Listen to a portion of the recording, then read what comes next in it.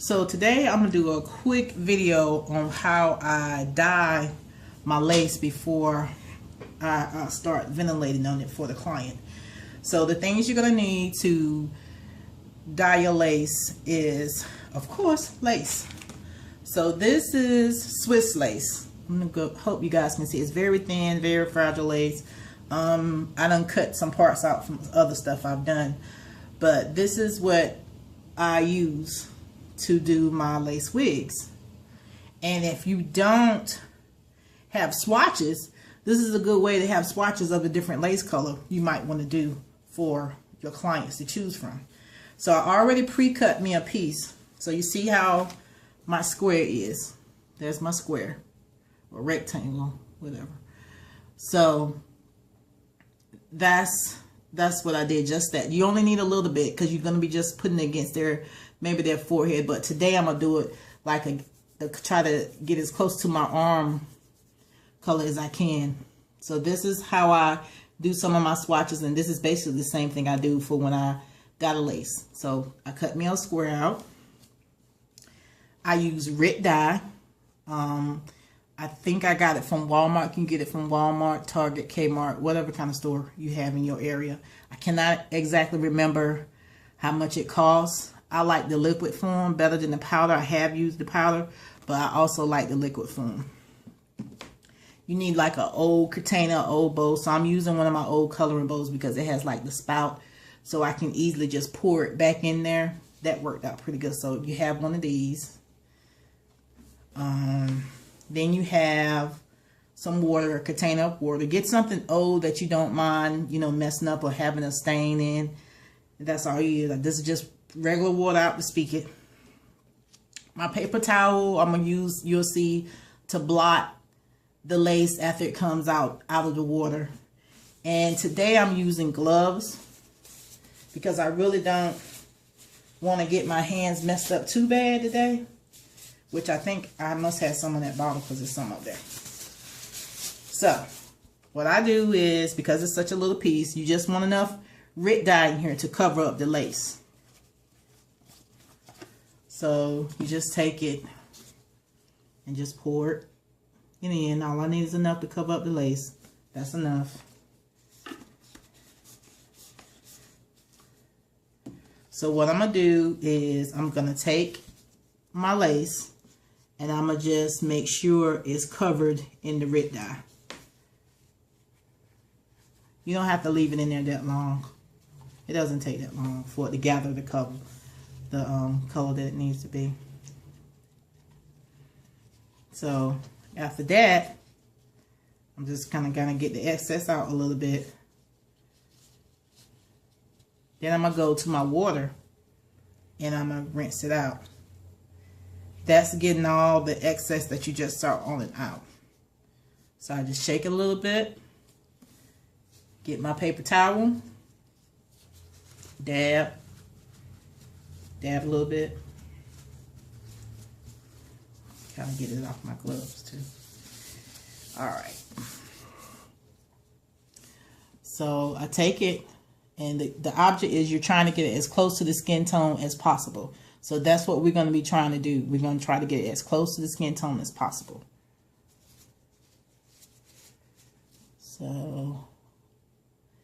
a little bit more, because I still can see it. So I'm going to go back and repeat the same step again.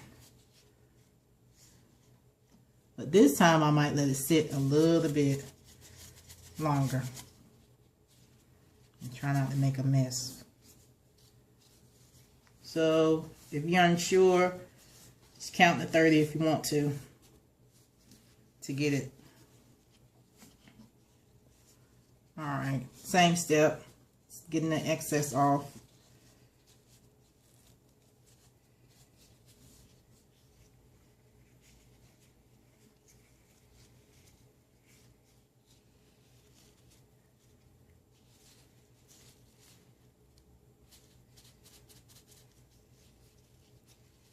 Open it up, rinse it again. So putting it on my paper towel. Dab, dab, dab.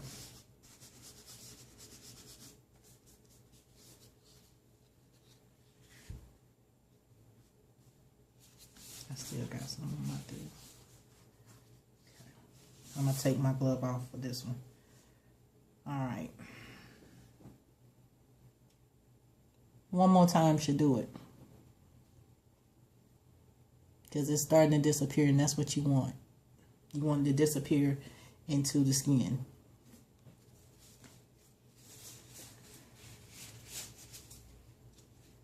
This can be a little messy, so do not wear nothing that you don't want this red dye to get on. It does come out easy in your nails, but I just didn't want that mess.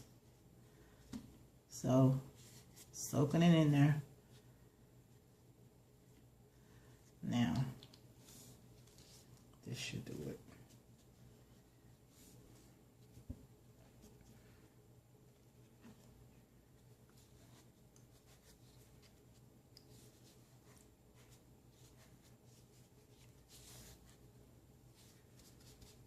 I'm going to step it back a little bit.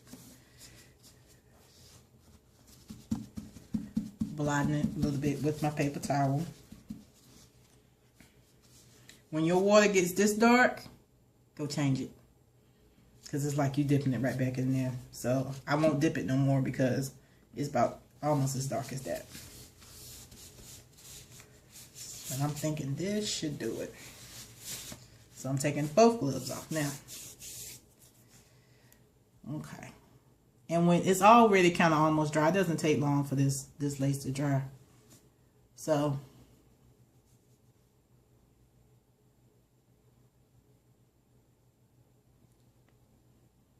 you can see that you could barely see it on my arm, and that's what you want to achieve when you're wearing a lace wig. The lace should be so you almost can't see it, or it just kind of disappears. So I'm going to ventilate right quick so you can really see the effect that the lace has been colored to my skin tone. So right now I'm going to ventilate and put some hair on the lace I just colored. You probably can barely see it because I don't have no paper or anything underneath it. So I'm going to just start anyway so I can show you guys where how it looks like it's coming out my arm.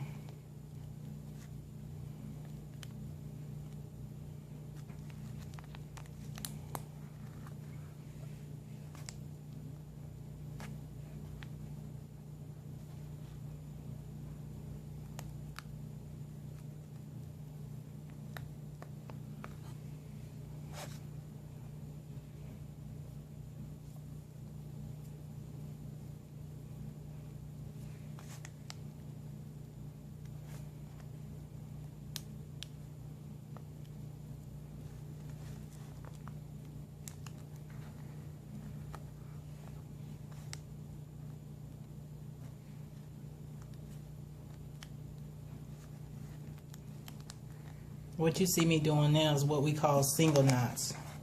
This needle I have picks up at least 2 to 3 strands, so that's why it's already, you can already see that it's getting a little thicker because this needle is picking up 2 to 3 strands, and I am doing every other hole.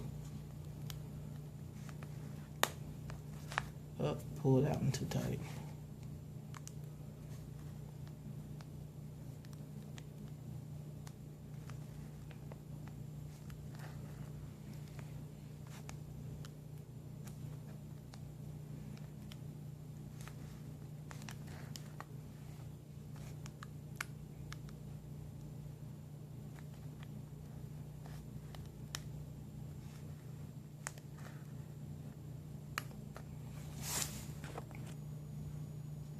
Okay, so I ventilated a little bit, just enough so you guys could see the difference in one that's colored, that's been dyed, and one that's not. So this is the one that has been dyed with the red dye that you saw me do earlier. Let me get it right, get it in the right spot so you can see it. See how it really looks like that's coming out my arm? That's what you want to go for. You want to get as close to the skin color as you can, as the skin tone as you can. So that's it looks like it's coming out my arm. If you from a distance, you're thinking, okay. Now this one looks like that hasn't been colored. This is another piece I was messing with. See the difference? See how it just looks like it's just sitting up there? You can still see compared to the other one.